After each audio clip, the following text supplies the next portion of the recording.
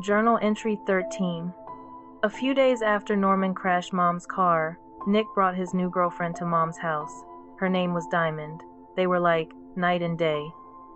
She was a ray of sunshine, and well, Nick enjoyed the nightlife. Early on, I could tell she was unaware of that. But it was clear to me that Nick had made an agreement with his dark side to do whatever he wanted to do. It was obvious that Diamond grew up in a structured home and that she had a heart of gold. And it wasn't long before she and I clicked instantly. It was refreshing being around someone who didn't have ill intent. Honestly, having her around brought joy and positivity to my life. Even though I already had a sister, Kelly was gone, vanished into thin air, and the only time she popped up was when she needed money. But Diamond was different. She actually spent time with me. And in time, she inadvertently filled the hole in my heart that Kelly left.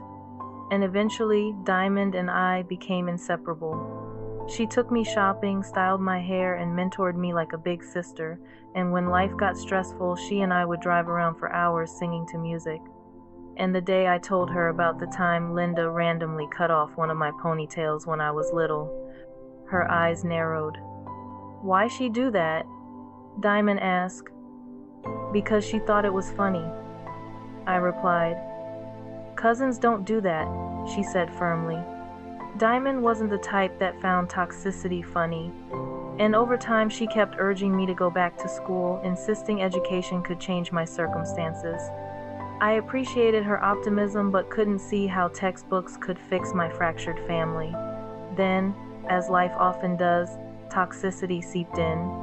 One evening, I was sitting on the couch watching a sitcom about a loving family. Do those even exist? I wondered.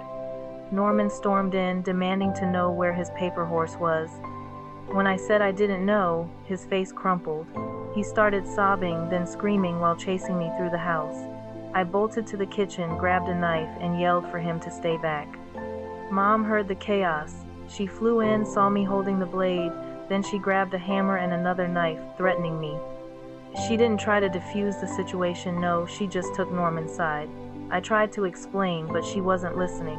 I fled out the back door, heart pounding, trying to breathe.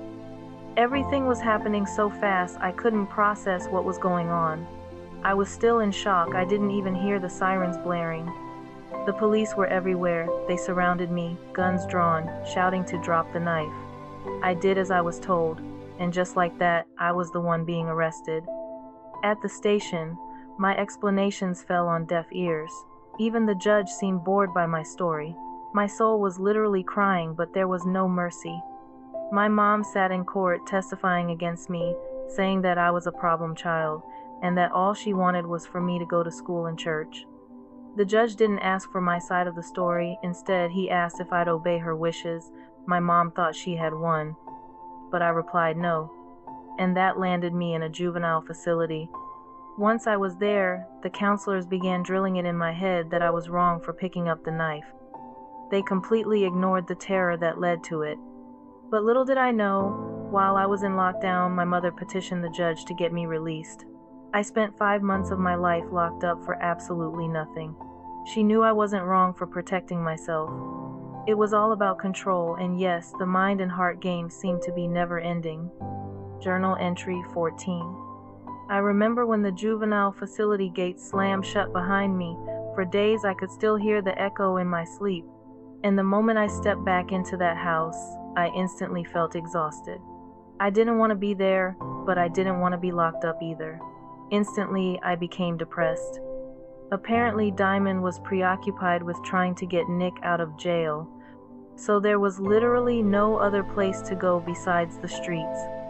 And for some strange reason, I felt more comfort hanging out with the riffraff than I did at home. We all hung out in a nearby forest. One of the guys was smoking a joint rolled tight with anger. He didn't ask where I'd been, just tossed me a cigarette and said, "Took you long enough." So why did I bother? Well, because it felt like everyone had already written my story.